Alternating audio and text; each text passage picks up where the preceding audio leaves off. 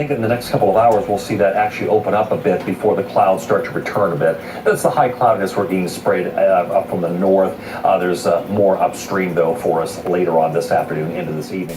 That we've been dealing a lot with some military activity in terms of chaff anyway, and that's something that I experienced for the first time yesterday. That was a whole lot of fun, and that's where the military just basically dumps some of the tiny particles of plastic or metal mylar into the atmosphere. And when you see this kind of a pattern like this, you can rest assured there's something going on. They're actually little bitty magnetic and little bitty strips of, whether it's aluminum. Then you see these bands of very distinct cloud cover moving into the region. That is not rain, that is not snow, believe it or not. Military aircraft flying through the region is dropping chaff. Small bits of aluminum, sometimes it's made of plastic or even metallicized paper products, but it's used as an anti-radar issue, and obviously they're up there practicing. Now they won't confirm that, but I was in the Marine Corps for many years, and I'll tell you right now, that's what it is. The ongoing global climate engineering operations must be considered a new Manhattan Project on a scale that is almost inconceivable. Governments all over the globe are either actively or passively participating in the ongoing climate engineering insanity, all for their own reasons, all in the attempt to keep business as usual until the last possible moment.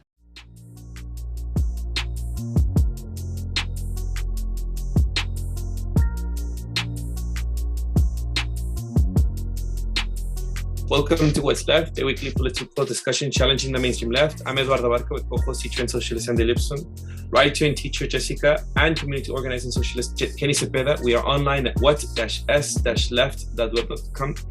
You can find that link to our blog in the episode notes. You can find as well our personal social media handles as @Don Eduardo Barca and @ZPKE on Instagram, and Jess's Twitter handle as jhomie89. And homies with an L. That's my mistake last time I was looking for it. Okay. It's a pun, not a very good one though. Yeah, no. And please subscribe, rate, review, turn on the notifications, and share your favorite episode where we found this episode. Thank you. Right, so we will be doing part 2 of geoengineering. Chemtrails. Right, Andy? Part 2? But this will be... We call them chemtrails because it irritates people. They left their episode up though. They did, and they added a little what was it, advert or something, or little warning something on the episode for people to look up contrails. Con. It should be a con. Right. So we're doing part 2. We will be doing a review of a video that's been posted online. I saw that it was posted a while back on geoengineering. Well, that's how it's called, geoengineeringwatch.org. The folks there have been doing tremendous investigative work. I didn't realize how extensive it was. And so we'll be doing a review of it. We'll be having part 2 discussion of this. And I will invite folks to look at it. And we'll put the link on the episode notes wherever you found this episode for folks to look at it. It's free. Yeah, and the movie is called... I didn't realize until I went and watched it. I used to be subscribed to Geoengineering Watch's weekly newsletter, and I didn't realize it was them that put this out until I was halfway through the doc, and then I was like, oh, them. and the title of it is called The Dimming, which it's a 2-hour documentary. Yeah. And I think it's put together by Dane Wigington. I mean, he was a major player behind it. And I saw an interview with him. That's one of the reasons I wanted to show it was because I got very curious about it after I heard this interview of him in preparation for our discussion about chemtrails last week. And the film was 2021. Did I have that right? I was trying to seem like this when it came out. Fairly recently. Okay. It's all coming out during all the COVID madness, which is interesting. So how do we do this? So how about we give our general... No, before we do, right here. So this, as I said, is part 2. And we check our comments from time to time. some of the responses to any of the posts, anything we post on our blog or on YouTube or on BitChute or Odyssey, where you should really be going to Rumble. But we've had well, there weren't many, but it was, we'll make a comment to what was their response to our episode. Andy? I guess what I would say is this: we've had a lot of things like that are, I guess, controversial. I mean, the Big Bang not happening, and that woman, the interview we did of the anti-vax, and all the things, criticisms we made of the vaccines, and but honestly, this is the first time I feel like some of our left audience left us. One person basically said, "I'm unsubscribing." Now you're talking about chemtrails. Now you're talking about you're anti-vax. Now you're talking about chemtrails. Peace out. I'm not sure if that person did. I know, Eduardo, you said. I don't think that person was ever subscribed personally. All right. Well, I think I do, because I think I saw their name before. But anyway, maybe whether not to subscribe, but I think I've seen them comment on our stuff before. I think. But and another person who was like, "What are you guys doing?" Who was very critical of us taking up this issue. And it's like you had pointed out, I personally don't think those people necessarily listened to the episode before they did it. And I was very intentional in naming this thing chemtrails, because I wanted to see how people were going to respond. And it was that thing like, what are you talking about, chemtrails? That's a right-wing thing. That's Alex Jones. But it is interesting. I don't know what to make of the fact that this is an area that the left really just gets hung up on, because there's so much evidence that the government has and is continuing to do all sorts of just putting shit in the sky that's not related to just industrial pollution, intentional stuff, to do all sorts of things. And it's just interesting. I don't know what exactly to make of a left that struggles with it so much. It also reminds me of something where, he's talked about a person like Alex Jones as being, kind of a psyop, where a person placed in a position to say things that are actually true, but to be kind of a ridiculous clown. So you would discredit the actual truth. I've heard that from people. I've heard that from people and that's interesting to me, because that's actually how it's operating here. It's like people who are saying, no way this is true because of Alex Jones. Yet you can look up in the sky, you can look at the record, you can look what the government has admitted, and it just doesn't come in even. And it's really interesting. So that's what I found fascinating in some ways. The left and some of the associations that were made here. I am curious what you all would say before we do get into the dimming about that. And I would want all those people to stay subscribed. I personally would hope they stay subscribed, just to kind of stay in the game, because the whole point is to not be in an echo chamber. Yeah, I am actually not surprised to that reaction. I expected more of that, just based on my experience with the vaccine and questioning other narratives.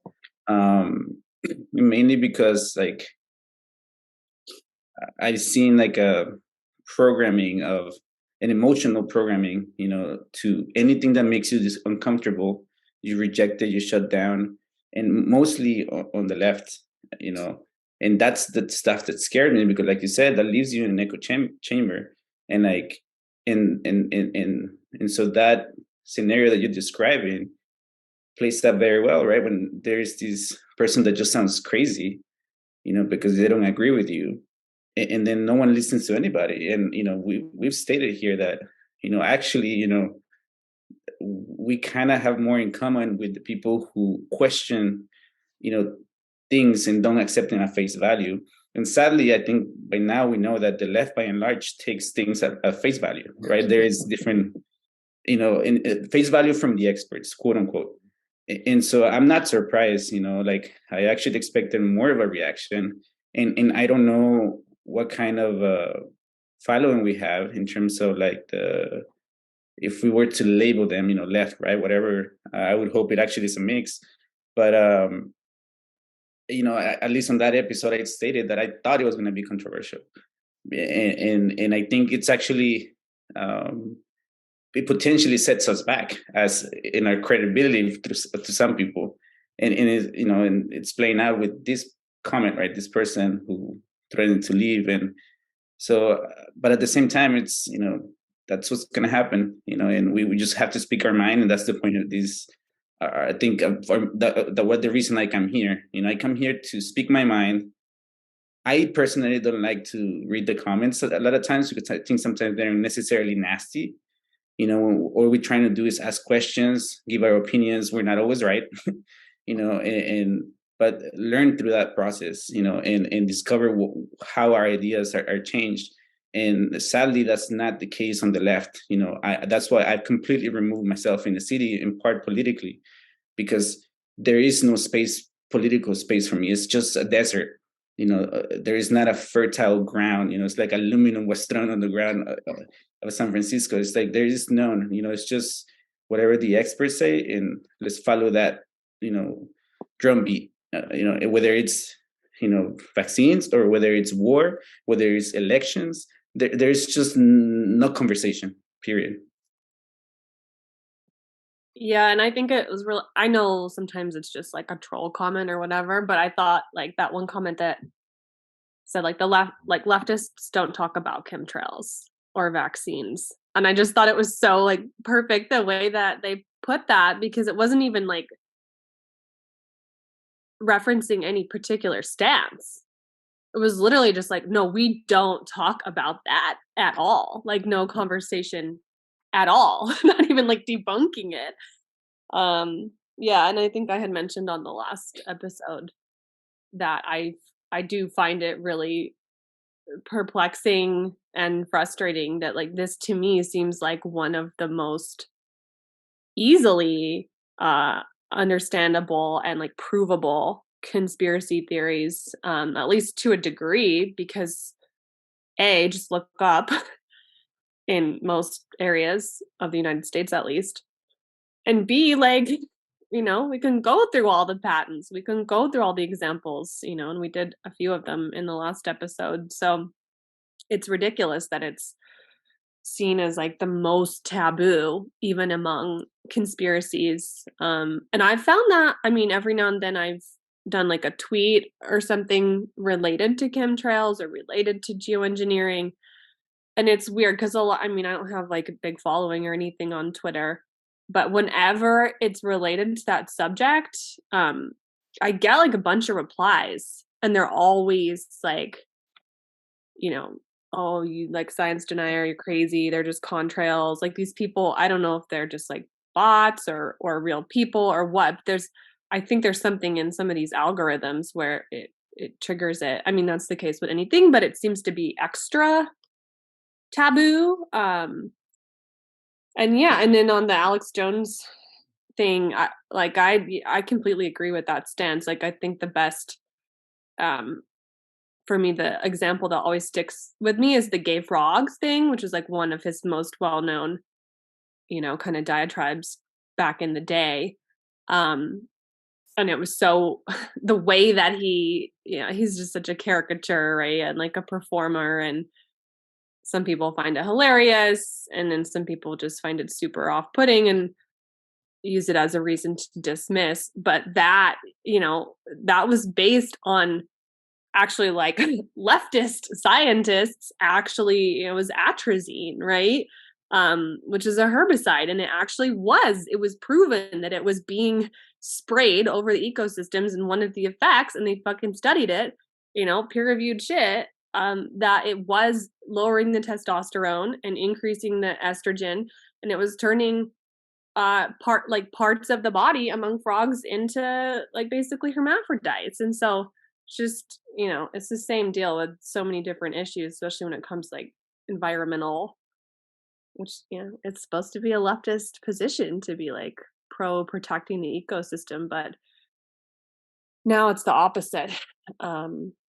Especially when we get into like the climate change stuff, like the left they're the champions supposedly of like fighting climate change. And I'm sure we'll get into that with some of the documentary stuff. So I'll just leave it there for now. Well, I think it's good that we actually are talking about it, because it gives me, maybe it's because I again feel just somewhat I don't know. I feel like we're gonna get attacked by people, and just our reputation. But it's good that we're talking about this. Beyond whoever's comments about the left and stuff, we are so naive to think that we can just trust our government. In Mexico, where I'm from, people laugh. I've said this in other episodes. People laugh if you say you want to be a politician. It's like being a clown. Like, really, it's known that you're going to be a corrupt person, or if you're going to be a lawyer, it's like, oh yeah, you're going to be corrupt. That's immediately what people think. So the idea, it's always in people's minds that there's always things that the government are doing that's nefarious, that's tricky, that's deciding to do something against its own people. There's nothing no one does out of their own service of goodwill in the government, because of so many things that have happened. So for any lefty or anybody really to think that we cannot explore these areas, I mean, look at what 60 Minutes, a very conventional, mainstream source, has just recently. I remember talking about this with Andy about a year ago, where Navy pilots were interviewed about describing encounters with UFOs, unidentified objects. And then there was a panel in Congress. First time that I don't know if it's first time, maybe, I don't know. But it was heavily looked at last year. And I remember telling Andy, we should do something around this.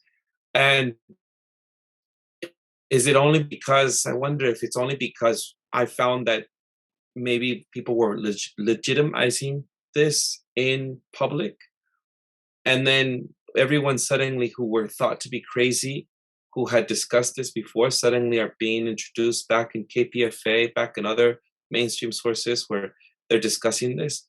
Suddenly it's all right to talk about UFOs, but everybody else was crazy for a long time. And what about the JFK assassinations that recently the Biden administration is being sued alongside with the National Archives of the USA, because they're like, what was it? I have it here. There are 16,000 assassination files, JFK assassination files, that are being withheld, and that are being held by the National Archives and the Biden administration. Why are they being withheld? Lots of things are being withheld. Why can't we just be transparent? So should we not be questioning these things? So I invite anyone who is listening, who is viewing this, that questions are all right. I myself, out of this group, have been reluctant to explore those questions. Maybe I'm trying to save face, maybe I'm trying to save my reputation, maybe I don't want to be seen as a kook, whatever. These are the things that I confront, and everybody else should confront. And I invite anyone to look into it further. I didn't like that we had to explore the whole green economy and the green what was it that we watched the film Green, on the planet green energy, the planet of the humans, right? But looking into it further gives us more, makes us confront things that we might not be comfortable with, and makes us question. And we might not be a part of the majority, but then the majority is also like sheep. They're not really listening. They're not really investigating stuff. They're not looking into things themselves. Suddenly, for example, with COVID, everybody is suddenly on board with what we were saying before, right? People are saying COVID jail. No, I just hugged someone who is a pro-vaxxer and pro-lockdowns, and without a mask, and hugged her over the week, and teacher in SFUSD, and she said COVID jail, and I thought, I didn't take the opportunity at that moment, but I almost wanted to say, wait, didn't you say stuff like that would be anti-vax a year ago, 2 years ago, or no, a year ago? But I didn't say anything when I saw her in the mission community. Anyhow. And I guess for me, I feel like a lot of these reactions from the left, at least just from my bubble, they come from an intellectual elitist arrogance, that impedes, allowing other ideas to come in, because I almost want to invite some of the people who are very immediate at judging, I want to invite them to talk to people in Mexico. I just came back a few weeks ago, I talked to an elder woman, 85, had 9 kids, never vaccinated her kids or herself, and she's fine, things like that. Or another elder in that, that lived in that area of Mexico, and he told me stories literally of how the government sprayed some shit in the region that killed a bunch of the ecosystem to kill the supposedly rats, but it killed the whole ecosystem. And he called them stupid. I don't know what the hell what these stupid people have in their head. So I wouldn't. And that's why I advocate so much, or I fight so much against this intellectual arrogance. That I think we can all fall into. But there is other ways of seeing the world, experiencing the world, that are also evidence as to the things that are happening. And in fact, the people that we often trust themselves, they're confused or beholden to the structures that they're part of. And so for me, that's my approach. Yes, I will listen to the scientific arguments, but I also listen to the stories of my uncle who was sprayed with pesticides and died of cancer, in the banana plantations that I mentioned last time. I ask about these stories, of people that are alive and experience things themselves, and not just through data and all this stuff. And these people again are dismissed so quickly and easily, as conspirational, as backwards people, as uneducated, and so we should leave the facts to the so-called experts that work for the powers that be. And because we're not going to get a chance to mention this, and since Eduardo, you opened the door to conspiracies, and I know we got to get to the dimming, which is definitely, in my opinion, there can be things you might disagree with, but that's not a conspiracy. I mean, the Seth Rich, his computer is, the FBI is in possession of images from his computer, and Seth Rich was a person who was murdered mysteriously at a time when the Democratic National Convention was being exposed for fraud in the 2016 election.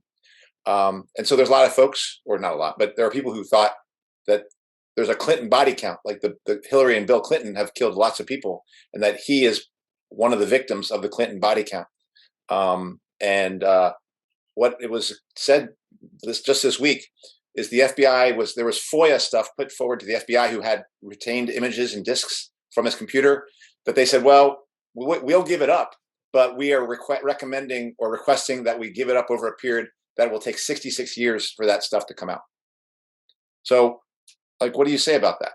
Like, again, are they just trying to throw red meat at us to kind of, but I think there's all sorts of layers of nastiness that we don't know about, that conspiracy theorists talk about, that by and large, at this point, I'm going to call them true until proven otherwise. Oh, that's really radical. Oh, this should go offline, but Kenny, when you said you didn't, do you think that the people who are writing to us are kind of toxic, or just anywhere on YouTube? In general, not everyone, it's just that it's very antagonizing, and it gives me anxiety. I've gone through that before, and I'd rather not, whether it's good or not. I'm just gonna say what I'm gonna say. It's out there. I would rather talk to someone in person than through comments, because how can you transfer ideas through a comment? Like properly. Should we get into the dimming? Yeah. All right. I wonder why, well, people can find it, like I said, we'll link the episode, in the episode notes, the dimming, exposing the global climate engineering cover-up. They didn't add some warning thing, context about contrails. They said they instead did climate change. So it seems that they're trying to refute statements that were said because of climate, like against climate. I don't know what was the reason for that. You're talking about on the YouTube? Yeah. We should link like the actual, like you can find it on Geoengineering Watch as well. but the full length film is on YouTube. So they put a climate change warning. Yeah. Anyhow, so I guess reactions to it. That's how we should start. Well, I wanted to know, Andy, why did you pick this one? There's multiple documentaries. I was just curious if there was a particular reason. No, just it's the first one I saw. I mean, see, I heard that guy speak, and he did that video, or he did that documentary, and I started to watch a little bit. And I was like, "Oh, that's pretty cool." So that's why I chose it. I'm very ignorant of this area, so I didn't even know there were a bunch of other documentaries I could choose from. I mean, I thought it was good. It was a good pick. So. Well, I thought it was very persuasive. I do have some questions, in terms of like, they do make, I do think there's an argument in the documentary about, climate change and geoengineering, right? And how like, at least one person argues that climate change, they're trying to hide through geoengineering. At least that's my understanding of the damages of climate change. But in doing so, they're creating other problems. At least that's how I understand. Like part of the argument was on that. And I mean, I've had questions about the narrative of climate change or just narratives overall. So, but in terms of like their arguments as to the science behind it, it was very persuasive, and it does open avenues for me to explore, because I think I would have to do more digging.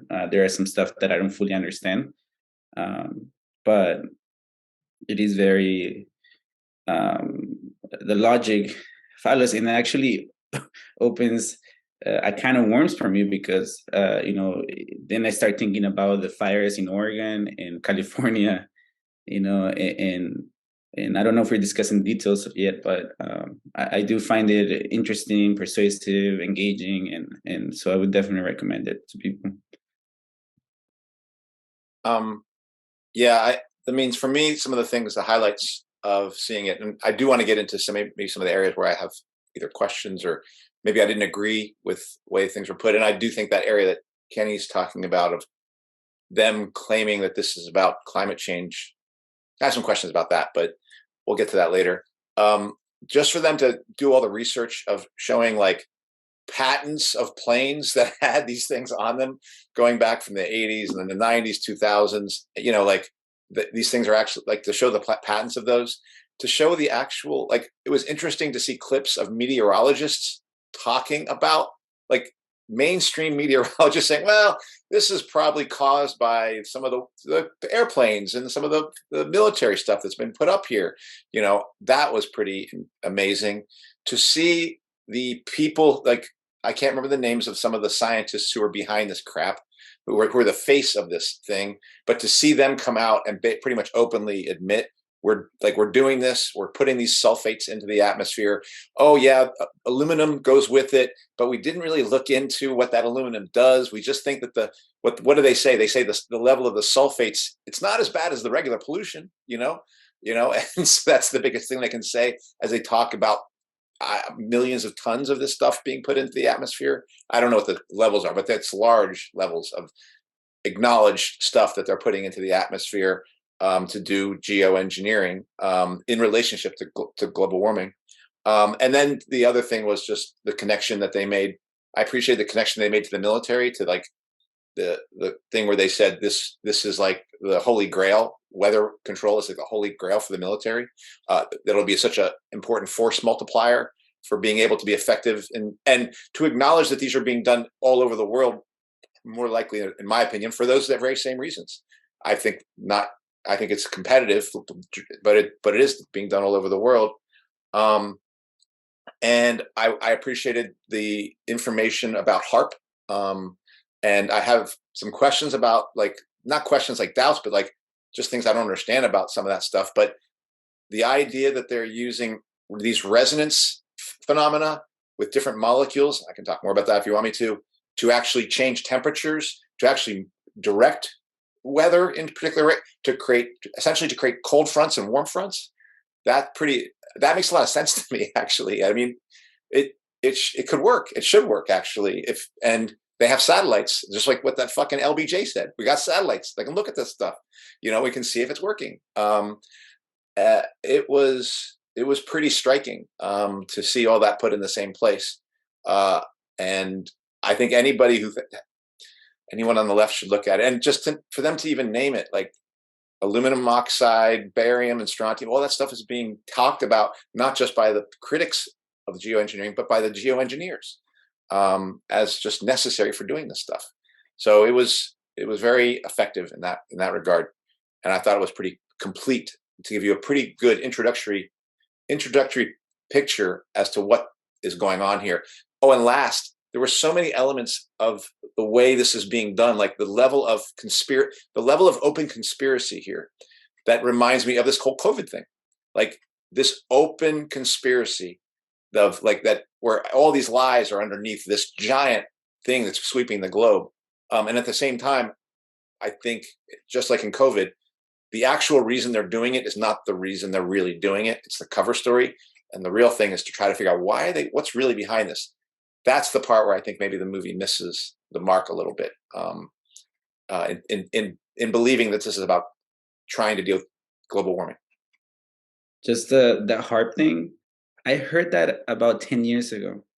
Some kids in Nicaragua who speak English, they told me about it, and I was in the middle of my drinking the liberal Kool-Aid. I completely dismissed it, and so when I heard that, I was like, "What the? Yeah, it's coming back!" And like,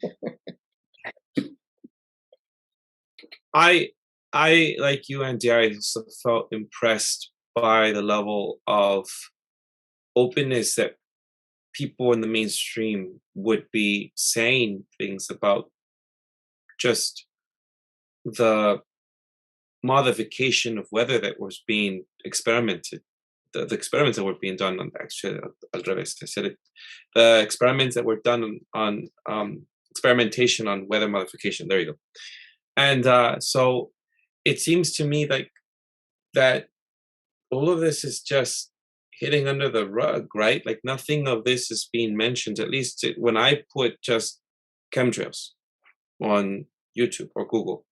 All you do is everything comes up as conspiracy, debunked, nothing like this. You can't, you can't search for information as easily anymore. And this this video did a very good job of placing history, right? Where it's a little bit, it is dragging to go through the whole thing. I will say that's my first reaction, because I was trying to sit through it. It's 2 hours. So it did, it was not as a documentary that is I realized how much, I don't know, this is also related to how I'm reading books that are modern and books that are old, how different things are formatted, how things are presented. And documentaries like these, and this was done, what, we did 2020? I'm surprised, but whatever, it's fine. It's just, it's slow and dragging, but it does put things into context very well. People who are professionals, people who have come out, people who, it gives you clips of people who have said things in the mainstream. It goes over the science about aluminium as well. It goes to a lot of it about the proteins and how the planes release this thing into the atmosphere. So that's my first thought. Some of the things that were blatantly said by scientists, such as it's going to be, I'll find the clip, bear on our grandchildren. So if I made a decision, or if there was a collective decision to do a geoengineering program, and you put, say, the kind of program I think makes more sense, would put about 1 million tons a year in, but let's say, you might end up killing many tens of thousands of people a year as a direct result of that decision. By the way, it's not really a moral hazard. It's more like free riding on our grandkids. And it means there are going to be winners and losers, just like there are winners and losers for CO2, but they're different winners and losers. So this makes the problem, if anything, harder to solve. You've introduced another dimension of complexity into the managing the planet's climate problem. I thought, oh my goodness. So the cost of this is going to be cost of this is going to bear on our grandchildren, it's the future generations. there's no respect, there's no consideration for how the consequences of this would really, the detrimental consequences of this for the future. And so I appreciated that, the way that it was composed to these segments, to these parts. So much of experts and coming out were weaved in. So there is, I guess, that element for people who do care about what are the experts saying. I didn't hear a lot of people from who have experienced malign things on them, or people who talk about this just like regular citizens, like talking about this. I didn't feel like it was so much that. It was mostly centered on like the chemistry of this, the science of this, and the people who are the experts and coming out on this, and government secret files or things that have been hidden under the rug, which is great if you're going to try and convince people who care about that stuff. But it is sort of like high expectation or the pedestal onto other kind of documentaries or other ways of, like, even episodes that might not have all of those resources completely listed out. This is a project that's taken a lot of work. A lot of people had to go put this together. So I think that is just not a critique. It's just my observation. I don't know if that matters to anybody else. Yeah, that's kind of interesting about like that they didn't really include people who had suffered like, I don't know, adverse reactions or whatever. But I do think it's kind of hard because with a lot of it, I mean, there are immediate effects for sure. I mean, I personally, I try not to like read into it or like put too much mental energy on it. But like when we have these days where it's a beautiful, bright, sunny day, they're spraying all over the skies, and then like later that day or the next morning, there'll be like this just muggy haze. And like, I notice like I can't breathe well, and like you kind of feel like you can't think straight. And I know placebo effect is real. Like I'm always sort of questioning, like, is this in my head because I'm like attuned to thinking about this stuff and like looking for it. So I don't know, but I do think a lot of the health hazards, at least the ones that have been, demonstrated, are like long-term autoimmune, it's Alzheimer's, dementia, right? Like it's these long-term things where you're not going to be able to be like, oh, here's this person and we can tie it straight back to chemtrails. Like it's going to be this just slow accumulation in combination with vaccines and personal care products and just all of the other shit that, is poisoning us on the daily. And it's funny, like I agree with you, Eduardo, like I appreciate the framing of like, caring about future generations, right? And like they like the time, like we're running out of time, but like that framework is exactly the same framework, right? That the sort of, Greta Thunberg, like liberal climate change posse frames it as like, we don't have time. I mean, that's literally like the NGO, right? We don't have time. So sometimes I do wonder, like, I don't know, like, is that type of like fear mongering? I mean, it's true. Like you can plainly see the ecosystems are dying. I mean, at least in terms of supporting human life and a lot of animal and plant life as well. But I don't know, I got kind of triggered when they had that section at the end where they're like, yeah, like, the clock is ticking. Even though I fundamentally agree. And I do think there's just a problem with our like short-term, way of caring. And like a lot of people in the climate change space, like they say those things, they say, oh, what about your children's children and like long term, but then it's like when it comes down to it, yeah, they're willing to like use a canvas bag at Trader Joe's, and like if they have enough money, maybe they'll even like buy a Tesla, but are they actually fundamentally willing to change like big changes and then thinking about like systematic changes? I don't really think the majority of them are. But yeah, I mean, I have questions too, like kind of like you said, Andy, about some of the more scientific sections, not so much like that I'm super skeptical, like a lot of it made sense to me, but I just have questions. Like I want to know more. I need it kind of explained to me.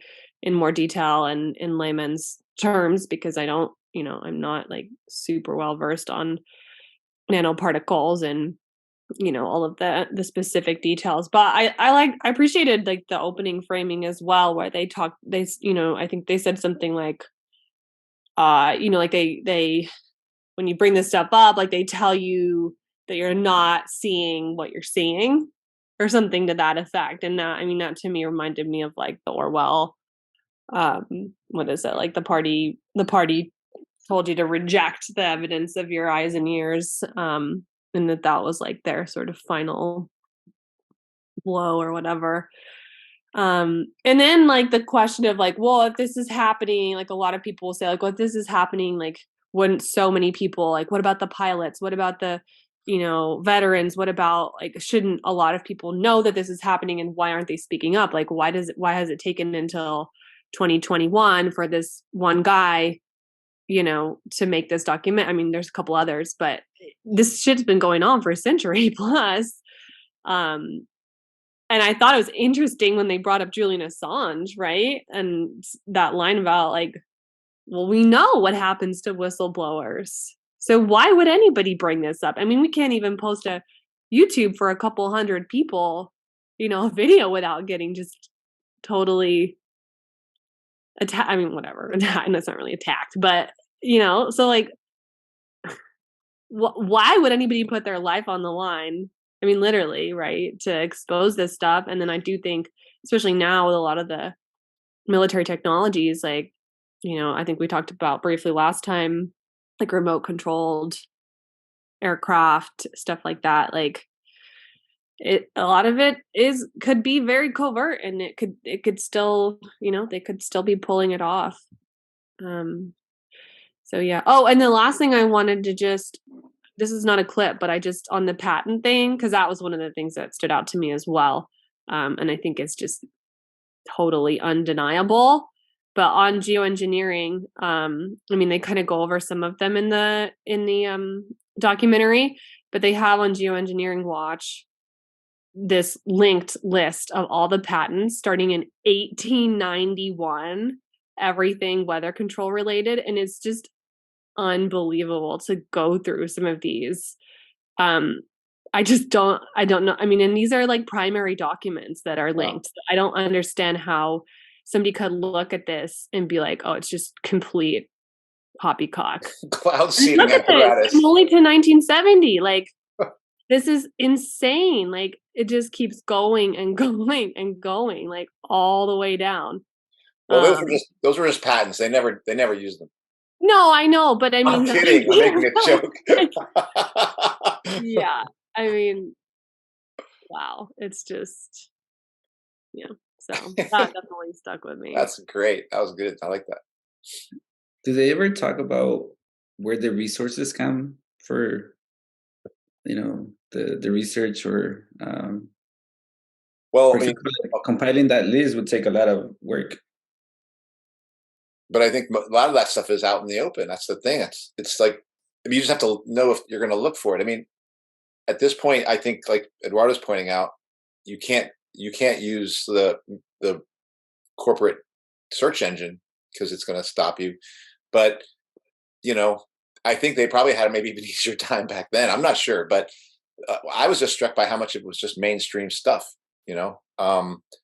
And for me, the question of whistleblowers wasn't just a question of people like Julian Assange who are going to take a stand, but I think of two layers of people who would do this and would not fight this whatsoever. Number one, there are people who are, if they get people to be convinced about climate change, then you can convince people like, look, we're saving the planet. Bill Gates was basically saying, look, geoengineering isn't going to stop climate change, but maybe you can give us a little more time. Maybe you can turn that AOC, we're going to be gone in 12 years, into 24 years, and so he says that. So the people who fly those planes and push that stuff out there are be like, they're doing God's work in their mind because they're trying to save the planet. Give us a little bit more time. And then I think there's the people who don't give a shit about climate change one way or the other, and who know that this is basically about warfare and about trying to figure out how you're going to fight the Chinese or trying to figure out how you're going to fight the Russians because they're doing it. So those people aren't going to give a shit. They're going to put anything they need to do to get that shit out there because, my country, right or wrong, they're rolling for U.S. just like somebody's rolling for China. And so both those sets of people aren't going to say shit about this. In fact, they're going to proudly hide it or expose it or probably talk about it as yeah, I'm doing God's work one way or the other. And if they have to do it secretly because there are people who don't understand, they'll do that. So I actually think the bigger problem is that narrative around global warming, because I actually feel like it is not. I don't think it's anything to do with global warming. I think it's about population control and warfare. Can we watch the minute or two clip? I think I have it here, where they talk about I forget the technical name for it, but trapping heat in the ocean, and that is even though their story is that they're doing all this geoengineering in order to help lower the temperature, that it's actually potentially contributing to this temperature rise. Yeah. Okay, let me pull it up. Go ahead, Eduardo. I was going to mention, Andy, you said it's mostly about population control or warfare. I'd like for you to expand on population control, but I do think it's about warfare because if even in the very beginning, the vice president had said that Iran's drought was part of a software by the West that said that Europe was stealing Iran's rain, and that there were countries plotting to cause drought in Iran by using high-tech equipment to drain the clouds of raindrops. This is the vice president of Iran, right? And that I didn't even know that this was happening, but this is in 2012. I remember that. I just remember people were basically, oh, that's ridiculous. And I might have been one of them. And honestly, for me, there is also that built-in racism that is built, someone at any point, just with the vaccines, right? Just dirty Chinese. And so, of course, these people are crazy. They're fucking Middle Easterns or whatever. Mm-hmm. Okay, so this is one of the sections where they're talking about climate change. Balls showing up on the shores of Lake Michigan, covering beaches, often 75 pounds or more, occurring at times on water that is 40 degrees plus Fahrenheit. How does that happen? From chemical ice nucleation.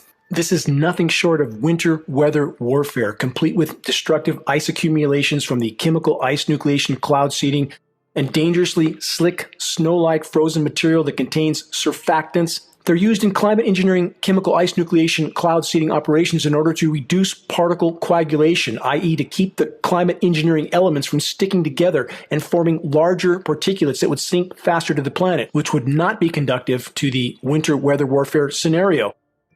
The cryosphere, Earth's ice deposits, are melting at a pace that is unprecedented in the geologic past. The true magnitude of the planetary meltdown has been masked by statistical falsification. The climate engineers have attempted to hide this fact from populations. In order to mask the true severity of polar meltdown from populations, the climate engineers have utilized methods of sea surface ice nucleation.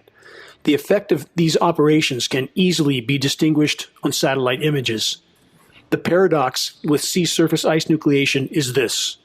The climate engineers are actually putting a lid or a cap on oceans that are already too warm for natural ice nucleation to occur. In doing so, the climate engineers are, in effect, sealing the heat in the oceans, thus increasing the overall heating of the planet. So I don't know, what did you guys think of this?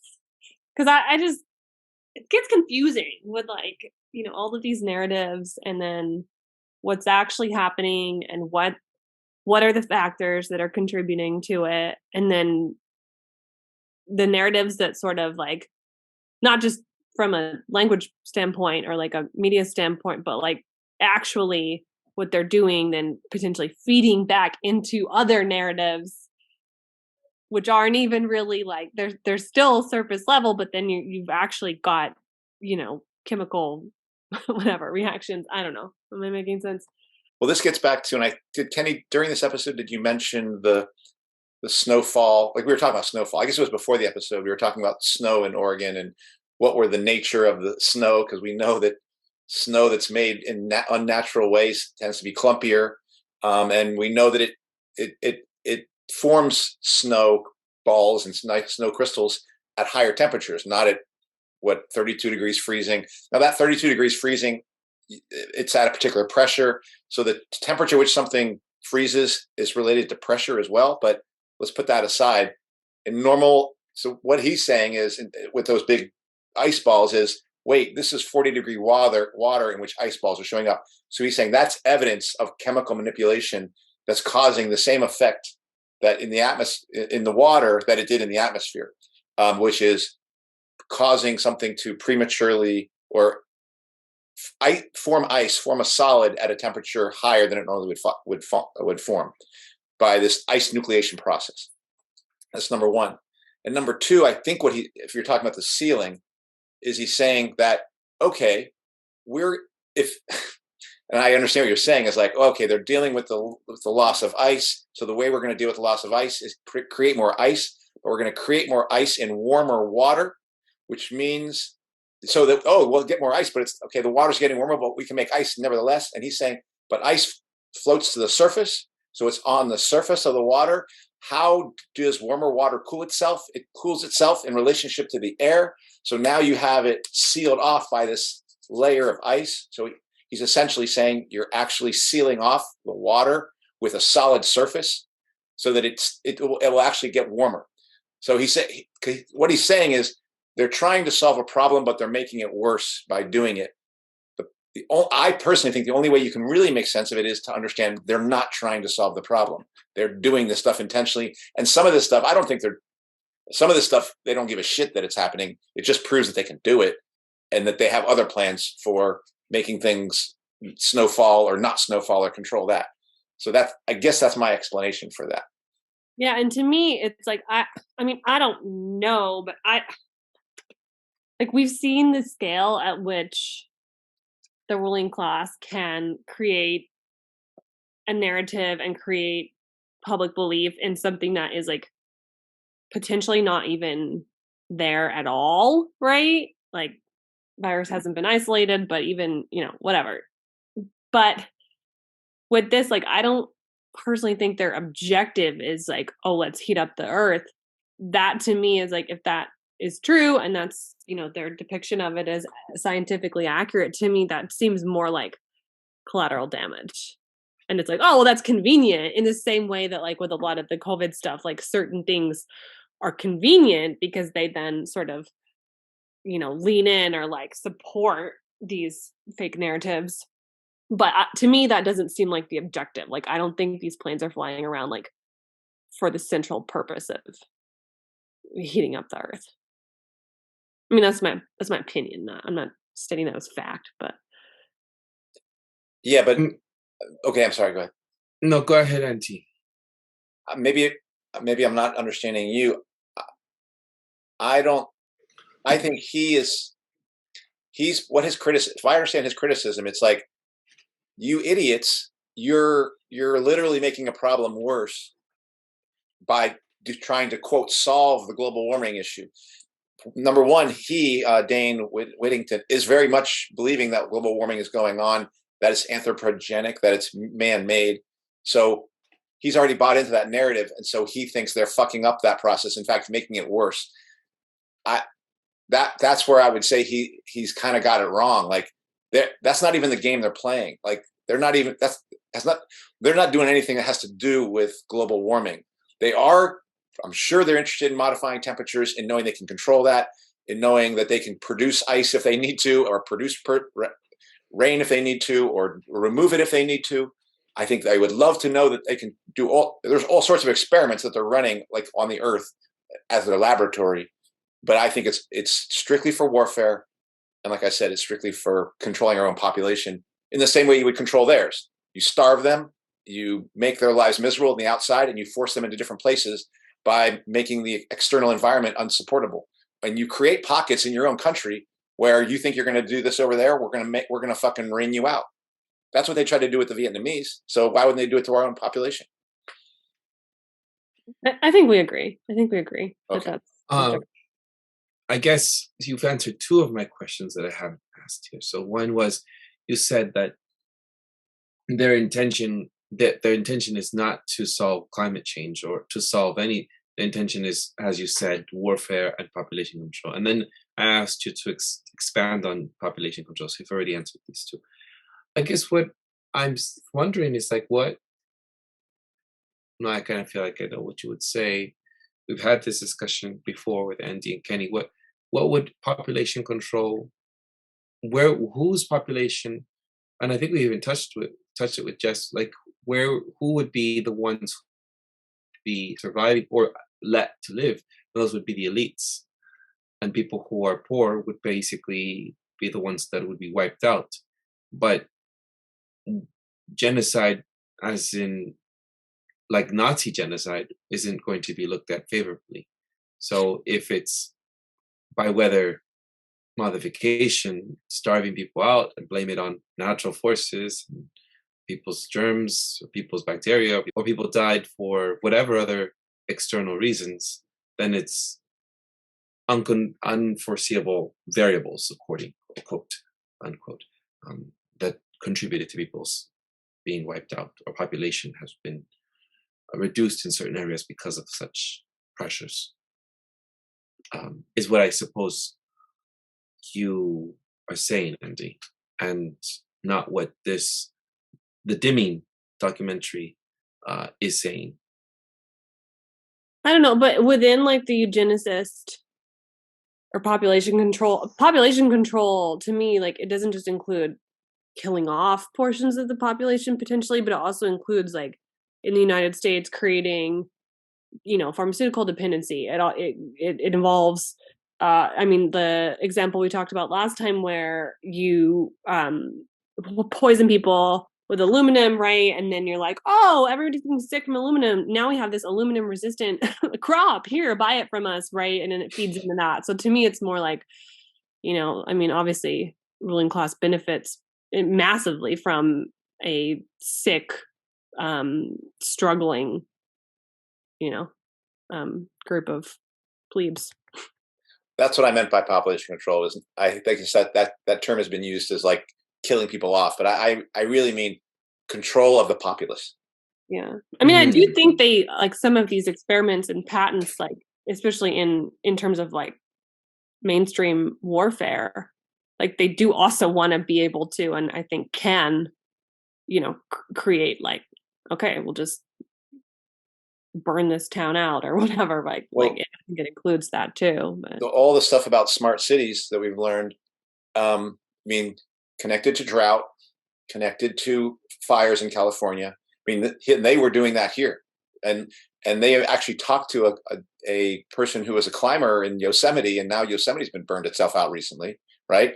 This film came out before the fires of Yosemite that happened recently, and so if you were going to try to force people into the cities and get them out of the countryside, and I also agree, have people sick. I always just think in terms of these people know that they're going to be screwing us over, and that the history of screwing people over like this on this scale leads to revolutions. Will just make people really sick, make people really afraid, make people really atomized, and control where they go. I mean, even our so-called leader, right, in the public eye, clearly has dementia, right? And even on that level, it makes a puppet like that much easier for his handlers to control. Yeah. Very cruel. So this documentary really is arguing, though, that climate change, as the mainstream knows it, isn't climate change that they're speaking to. Is that, like, I feel as if the documentary is arguing for something else, and you are, or anyone else here might be in agreement with Andy. I guess I'm just trying to figure this out, but like, you are arguing, Andy, that it's not about, the documentary did not look at this as in population control and warfare use of this geoengineering, but rather it is looking at it as in climate change is just something that is beyond just CO2 gases. Yeah. Well, maybe I'll put it this simply, and just to see if I get this right. I'm going to call myself right now a climate change denier, which is going to put me in a particular place now, right? These people who made this documentary have enough problems with chemtrails. If they were also climate change deniers and chemtrail people, I think they'd really be in trouble. I don't think that's the calculation they've made. So no, I think they're very much in the mainstream of a liberal position of climate change is real. It's created by CO2, but they've really gone after this government plan that is and they describe it like a Manhattan Project, and I think they're accurate to describe it that way. And trying to say don't do this because it's making the problem worse and it's killing us. Yeah, I mean, even like, what's the filmmaker's name or the narrator? Dane Wigington. Yeah, I mean, Dane Wigington, like at the end of the film, right? Like there's the little personal section where he talks about like his previous career in scuba diving and like teaching, I don't know, something with scuba. And yeah, I mean, to me, it's coming from like a really, I mean, it's like a very wholesome, at least on the surface, position of like, let's talk about the importance of plankton, and let's talk about the insect populations collapsing, and let's talk about just the health of the ecosystem, and humans obviously included in that, right? But yeah, there's like a big chunk of the story missing with that, right? Like some of the somewhat darker. So I don't think it's like incompatible with these analyses that we're bringing to the table. Like, I mean, I think the plankton are incredibly, incredibly important, and the bees and all of this. But there's a lot more going on than the documentary would have you looking into. And the documentary does give evidence of that. I think they mention the military use of this stuff. And so it's there. Climate engineering is the crown jewel of the military-industrial complex. Climate engineering has been used to destabilize and topple nations all over the globe, facilitating military occupations by hostile countries like the US. They have a massive like trove of documents. I mean, I showed the patents, but on their website, because like that, I think you asked that question earlier, Kenny, of like, well, like what are they citing?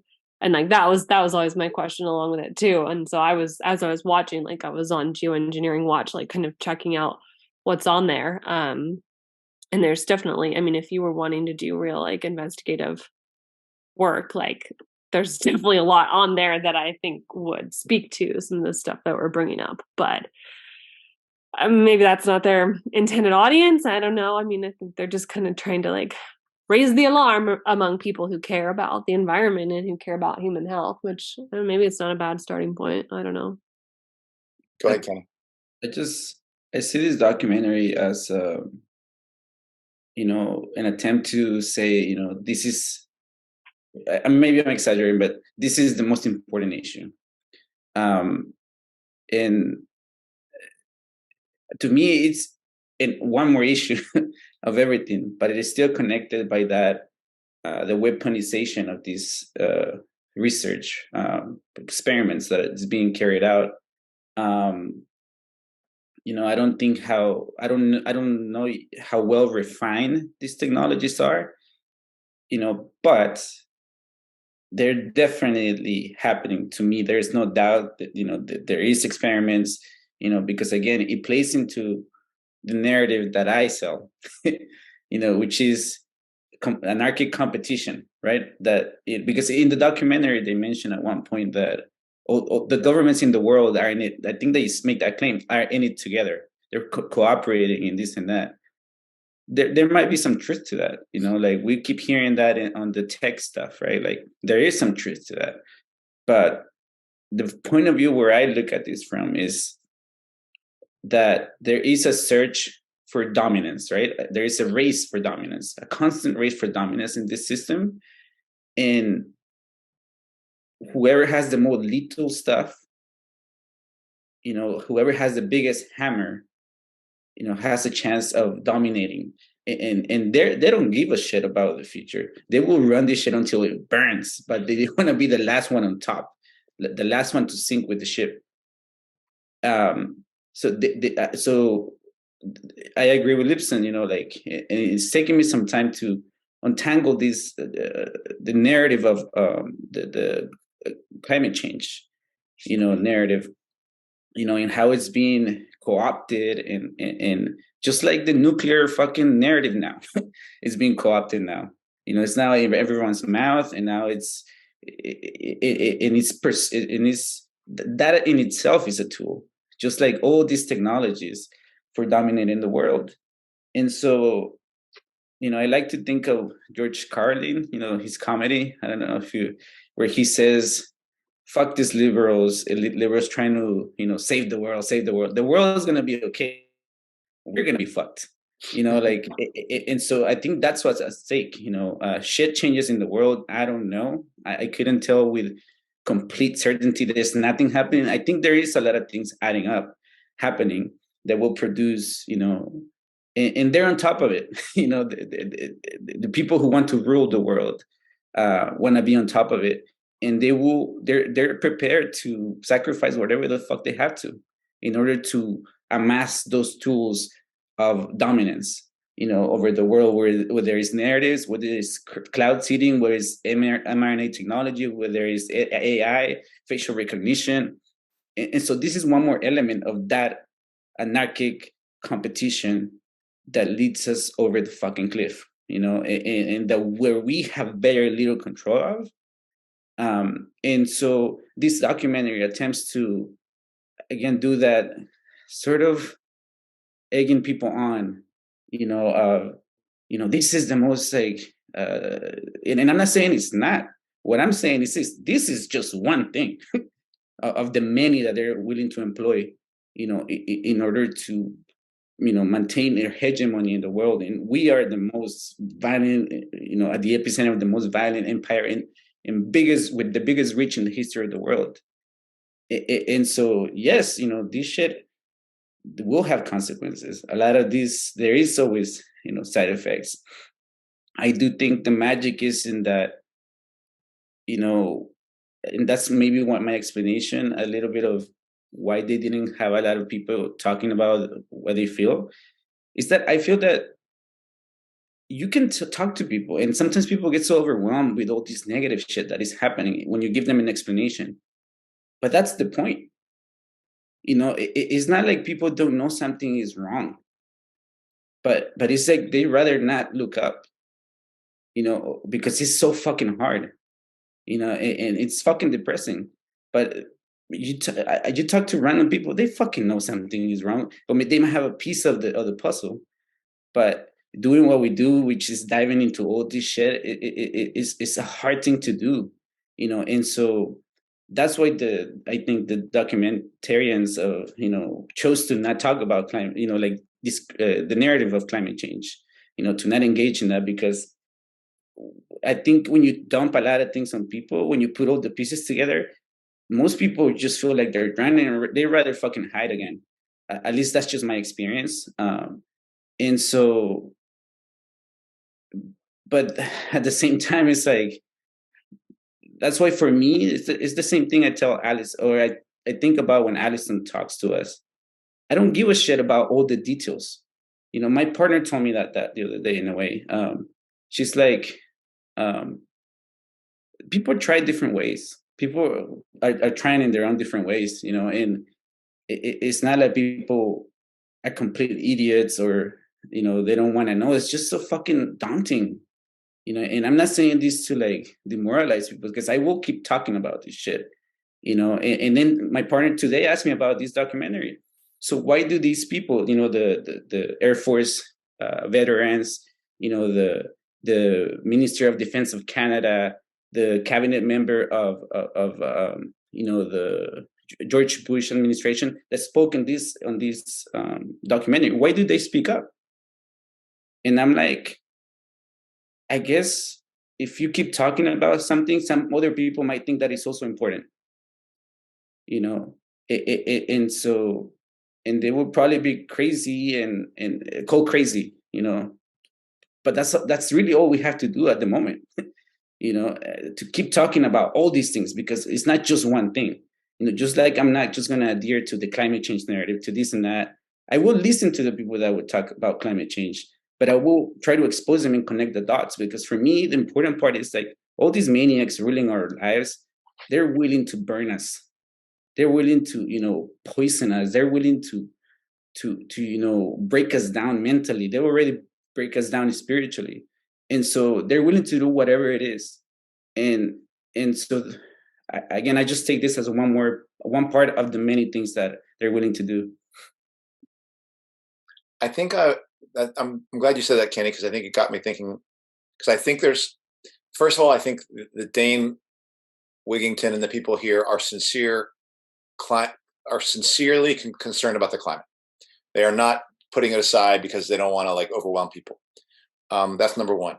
Number two, the thing I wrote down when I wrote down one of the things that I disagreed with is the framework of everyone who spoke here was, if people only knew. If people only knew, then this fucking shit would then we could do something. And that's not true. The problem is, and like you said, it is important. This is a very important information. And I don't think they were just trying to oversell it, because one thing I listened to, two people said at different times, they said, short of nuclear war, this is the thing that's going to make it impossible for humans. And so to me, that's showing like a kind of a restraint in some ways. They're going like, okay, that's the one that could get us really in the short term. But if we can get through the nuclear war, you know, hurdle, then it looks like this is the one that's going to make it uninhabitable for humans, you know? And so I get it. And so I think I took everything they were saying as sincere, but they were sincere reformists. And I know that's a bad word sometimes in our group, but I just mean they're sincere reformists. I don't think they've fully come to the grips with the level of revolutionary change that is going to be required to make all this stuff go. Like, and I think we are on this show are starting to, many of us, I think even Eduardo himself would call themselves revolutionaries. I think all of us have gone farther than in our own minds how much change is going to happen to really solve these problems. And we're knowing that we need a revolution. That is the part that, because I think they think that if people were informed, that you could use the actual institutions to make the change. And that's just not true. So much is going to have to be taken down and restarted. And there's just going to have to be massive change on a level that I don't think even I can fully appreciate, but I'm trying to wrap my head around it. But that's where I think they lose, is thinking that it's just an information problem, and it isn't. And the biggest level of despair for people is not what's all the things that are wrong. It's like, well, what do we do? How do I stop these people? How do I stop these institutions that are doing all this? And as we talked, Eduardo, in the last Workers and Students for Choice meeting, that was one of the conversations we had, was like, we are struggling to have freedom groups meet to set an agenda to, you know, like figure some very simple things out. I'm not being, but that's just where we are as a level of organization.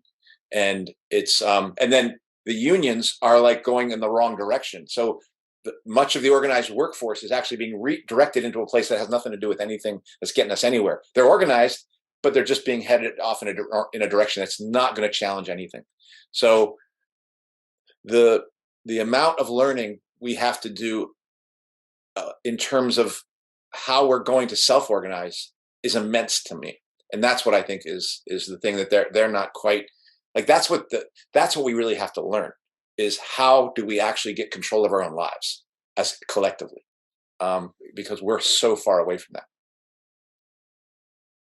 Just, I wanted to maybe just indulge me here for a bit. Maybe I'm just trying to desahogarme, to release. There are, all four of us have organized in some way or another. Whether Jess is organized, she's organized before What's Left. She's been doing her own thing. Kenny has done things that he shared. We've all done some level. I have found it incredibly challenging as I try to organize familias here in the Mission District to take a lot of restrictions to get back to where we were at and beyond that. Like, I don't just want us to get to nice little, anti-Thanksgiving events where we just sort of become informed and illuminated by, like, it's beyond that. I want us to do more than that. I'd like us to take over the school. That's what I'd like for us to do. Occupy that school.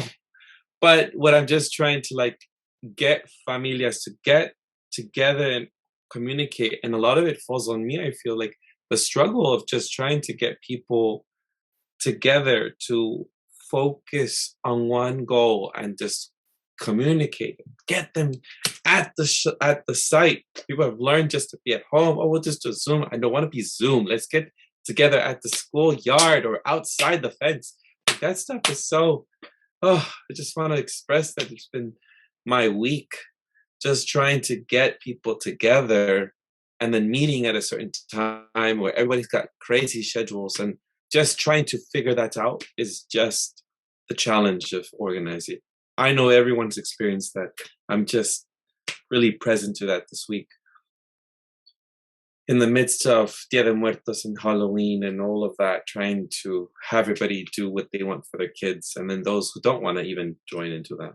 But so I find just the nature of organizing is going to be a daily struggle and all of that. Yeah, that's what I just wanted to share and present too. But it's not related to what we're talking. Let's get back to geoengineering. No, it is. I think it's related because I mean, the chemtrails issue for me is one of the issues that really does have that, like, harrowing effect. Like, when I think about it for too long, or I'm reading about it or watching this documentary, like, I physically feel overwhelmed in a way that's not dissimilar to that overwhelm of feeling like you're just pouring all of your energy and efforts into organizing for, like, a completely righteous, logical cause, and, like, people just aren't, they won't even show up to a fucking meeting. They won't even answer, like, an email or just simple things. So I mean, I definitely share the critiques of this film that are coming up. But I also think, like, it's the same with a lot of, like, documentaries that are kind of trying to, whatever, like, red pill people, like, whether it's on the junk food industry or social media addiction or whatever, right? Even really mainstream ones, like, I don't know, there's something about that genre, especially in the internet age, where, like, they just kind of have to simplify, and, like, I guess it's like an audience awareness thing, but I don't know. Like, I'm not sure if it, like, for some people, maybe it is that, like, call to, raise the alarm, right? Is, like, triggering, a series of events that gets them legitimately down the path to revolution, whatever that is. And then for other people, like, it just falls short, and, like, it's just not enough of the puzzle pieces. So I don't know. Now I'm just going into, like, literary analysis mode. Well, but I think it falls short because I think they've given up on the idea that level of change is either possible. Like, I don't fault them. I mean, why? It's kind of crazy. I don't think we're going to do it. I was talking to a guy at this meeting of the Wisdom Warriors this weekend. I mean, no, it was where I was at this Tuesday, and we were both like, shit, man, like, the level of the attack is big. And he was talking about a sense of, like, urgency time-wise. And I was like, I said, I feel like we got to let that go. Like, we just have to do what we're going to do, because let's be honest, we're going to lose. Like, the likelihood is we're going to lose. Like, this, we're going to go down in flames. I'd rather fight this and going down in flames, but that's what I think is more likely. And it's what came out of that meeting, though, was a debate. In doing the organizing we're doing, are we going to do this by passing around a sign-up sheet, or are we going to do this by putting out a Excel spreadsheet and try to get more names? And that was the level. Like, And we actually got it to the point where people understood, no, we got to spread a spreadsheet. We're going to pass around a sheet, and the numbers that we get on the sheet, we're going to, like, if I see people who are also want to organize around education, I'm going to call those people because I know who you are. I met you and I met you. And then we're going to see if we want to do something. And people, like, we literally debated that notion. And I think that's necessary. And I personally am taking sides. I'm for the spreadsheet. I'm for the on paper sheet. And I'm against, and not just because Excel can be surveilled. It's because people were saying, no, we get more names here on this spreadsheet over here. I'm saying there's 0 names there. The only names that exist are people at this meeting who put their name right here, who said, call me because I'm interested in organizing to get out of institutional education and to do my own, like, freedom education. You know, those are the people who can be organized. These people over here literally don't exist. And they're like a lot of names, but they're gone. They don't exist because you can't organize people online. You can only organize people you see, that you talk to on the phone. You say, oh, let's go meet at a cafe and talk about this. That's what organizing is. And what I mean, though, is people are going to have to see people as the resources towards transforming their own reality. And we don't see it that way. Well, you're not very accessible in your organizing, Andy. Yeah, somebody called me on one of those, like, they were like canvassing or whatever, phone banking for a Get out the vote. Yeah, today. I was like in my office. I was like, shut the door, and I was like, I think this is an energy harvest. And the guy goes, what? I don't know why I had to say it in like the most hippie way of all time. I was like, I think this is an energy harvest. Like, there's so many other political actions that have so much greater effect on not just me, but like my community. He's like, what do you mean? Like, and I like reeled off. Like, you know, I was like, okay, well, what if I like grow tomatoes and then I like share them with my neighbors and then they give me some of their mushrooms, like mutual aid, resource sharing, mental health support. I'm teaching free yoga. Like, I mean, these are just like tiny examples, but it just, no, it's like, but you have to check this box once a year. And that's it. That's, you know, it's just, we're going to lose. You're right, Andy. But then there's also like the direct action sort of, I don't know, like part of me is like, if we really want revolution, like if we truly were committed, you know, by any means necessary, we should not be arguing over like paper versus Excel sheet. I'm not criticizing you at all, but you know, like they asked Corey Morningstar. I think I brought her up last week too. I love her. She's so great. And she's so, like, if you ever listen to an interview with her, like, she's super, like, love and light vibes, like, just, like, the sweetest lady ever. And I was listening to an interview way back when, I think it was in the middle of COVID, and at the end, you know, they're like, well, what do you recommend listeners, like, do? Like, what action should you take? And she, like, thought for a minute, and she goes, like, well, if I were a young person today, and I was becoming aware of all this stuff, I would go to school or go to a training program and I would learn demolition. And and she was dead serious. She was like, that's what people should be doing. They should be blowing up 5G towers, and like, I don't know how you would blow up the chemtrail planes or whatever, but she's not wrong. I don't know. Oh, well, my goodness. Sorry, I took the train off the train. No. I think it's great. I love this whole notion of, you know, energy harvest, you know, because like, you know, earlier, I guess I said it off camera that I'm struggling, you know, with getting back into this hyper drive of knowledge and reading and researching, because I've been doing stuff in my house, or the house, you know, that we're going to live in with my partner. And I enjoy that, you know, I'm enjoying that. And then like, I see how my in-laws, their family, you know, they help each other fix a roof. They don't ever pay for things. They know how to put a floor on something. They know how to fix, pipes.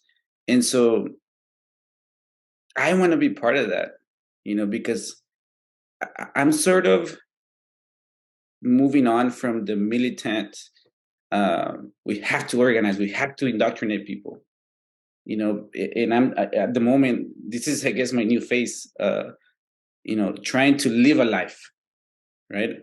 The best life I can live, with my same principles, because that militancy has exhausted me, and I've learned a lot. But for me at the moment, it comes down to, I still have a limited amount of energy.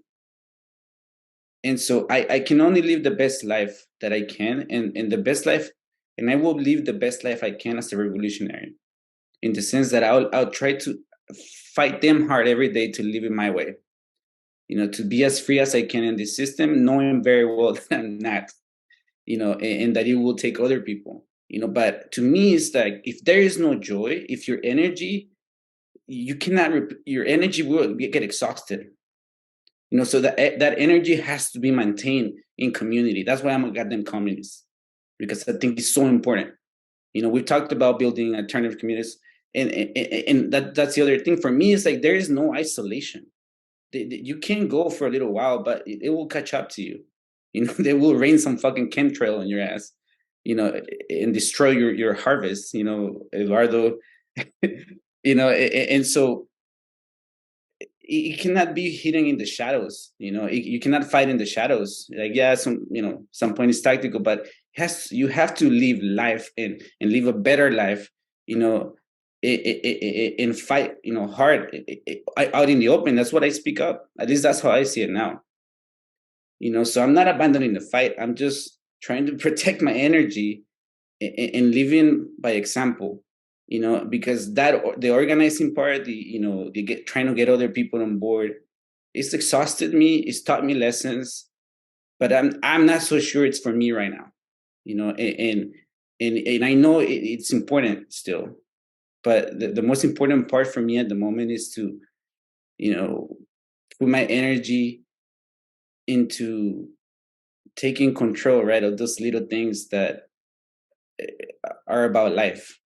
And I don't know if that makes sense, but because again, like, that's why I brought up my argument about people know something's wrong. I know so many powerful people. They know their fucking job is shit. They know their bosses don't know shit. They hate unions. And rightly so. They're not wrong. But you know what? And they rather go back to their hole, because yes, we are atomized. There is no community. Our sense of community and actually, having bonds with people is very limited, and it's getting disintegrated every day.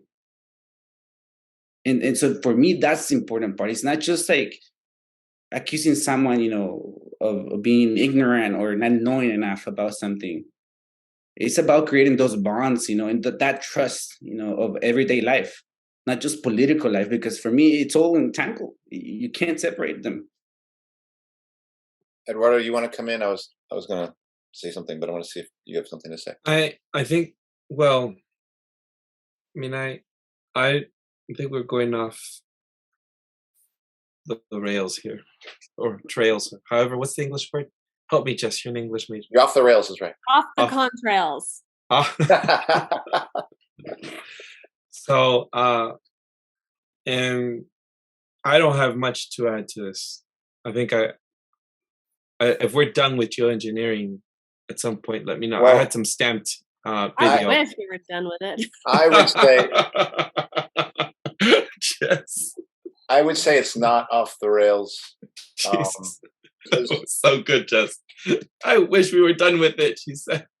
Just here for the comic relief. You guys will.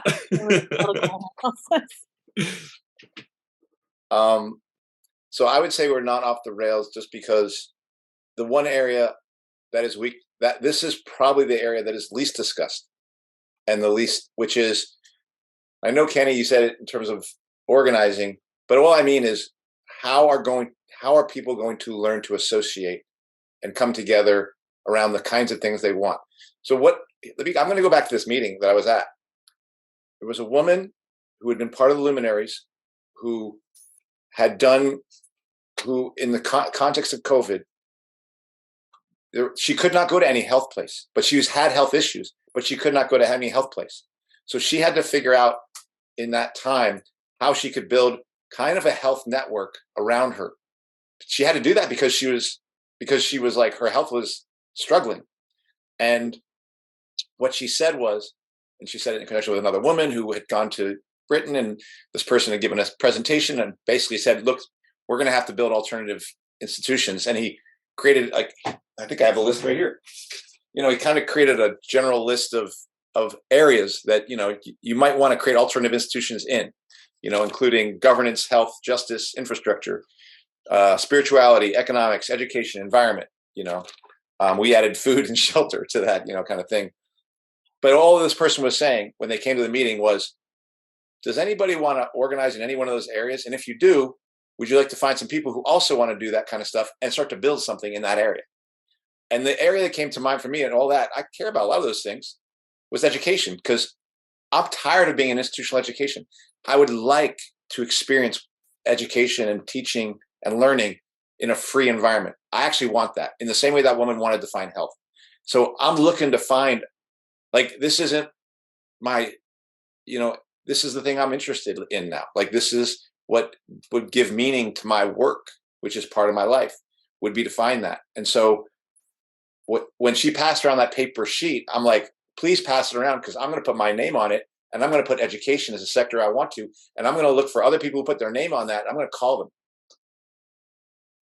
And there was a debate about whether that was worth doing in the meeting, because other people were saying, can't we just we could get a bigger group if we could just put an Excel spreadsheet, we send it out to a bunch of people, And I'm like, no, because there's nothing there.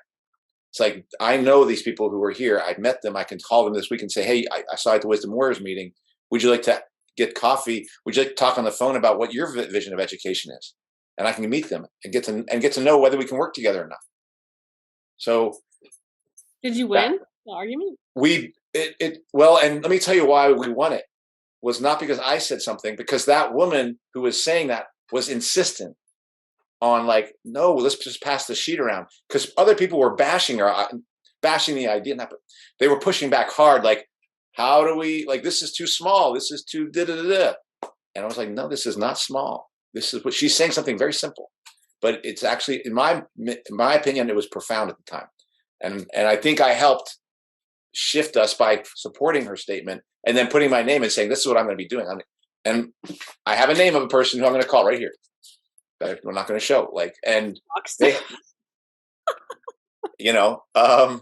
but they know Brandy, and, like, this is another thing, is like, Brandy is becoming like an organizer as my wife with me as her husband, and we're doing the same kinds of stuff. Like, it's part of our lives now. Like, that's why I'm not an activist, but I will say I'm an organizer.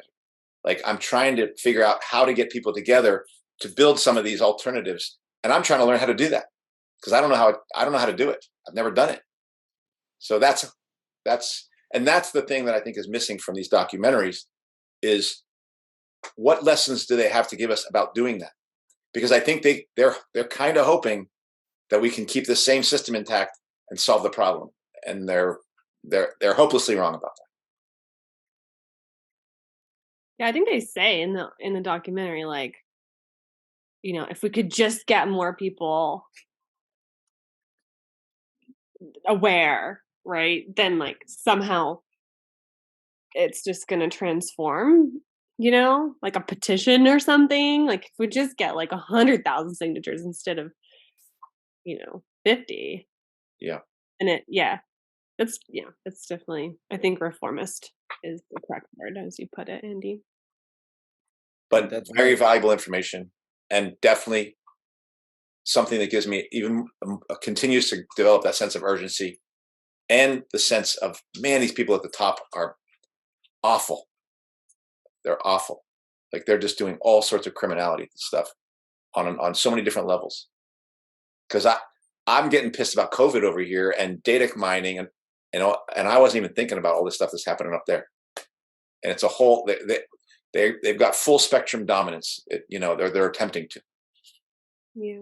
Well, and the nice thing too is like the sort of side effects of doing the kind of organizing that you're talking about, like basically beginning to create alternative systems and alternative communities, is that when you do that, I mean, obviously it's still not going to protect you completely from whatever's raining down on you, but just as like a inherent part of that, you do naturally encounter, your whatever, whether it's food, like you're growing your own stuff, right? There's going to be less aluminum and less pesticides on that stuff, right? Like just as an example. And it's the same thing, with whatever, like any way that you can just pull out of that, like, and stop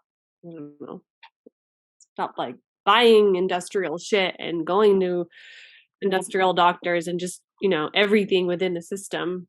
So it's almost like it's built in, right? Like a certain level of defense. What you're describing is the biggest evidence you can give. I mean, like just doing things, and living your life. And yeah. All right, I won't blow anything up this weekend. I'll just go to farmers market. I had no idea that we had invited this sort of person onto our show, Eduardo. I think we have now no chance of staying on YouTube. It's officially over. All right. Well, where do we go from here? I'm done. You're done? Watch The Dimming, folks. It's worth watching. Yeah, and then I'm going to report back. I was telling these guys I just got this in from the library. It's like 600 page. This is the book I was talking about last step. Say the title again, because we can't quite. Chemtrails Exposed: A New Manhattan Project by Peter Kirby. And I watched a few interviews with him in prep for last week, and I thought it was really valuable information. So I'm looking forward to digging into it. It's going to be a nice bedtime. That does it for this week's episode. What's Left is a weekly political podcast, a channel challenging the mainstream left. We post information about our topics and our guests in the episode notes where we found this episode, or on our blog at what-s-left.webnode.com. You can find past episodes to this podcast/channel there and connect with us. I remind folks, if you like anything you've heard here, please subscribe, rate, review, turn on your notifications to any of our platforms on Spotify, iTunes Podcast, Stitcher, Google Play, BitChute, Odyssey, YouTube, Rumble, or Telegram. And you can find our blog and any of those links in the episode notes where we found this episode. If you would like to give us feedback about something you've heard or suggest something for us to cover, contact us through our blog. I'm Eduardo Barca with co-hosts Jessica, Kenny Cepeda, and Andy Lipson. And you can find our social media handles, at Don Eduardo Barca and at ZepTKE, and on Instagram and Jess's Twitter handle as JHomie89. And that does it. Thank you.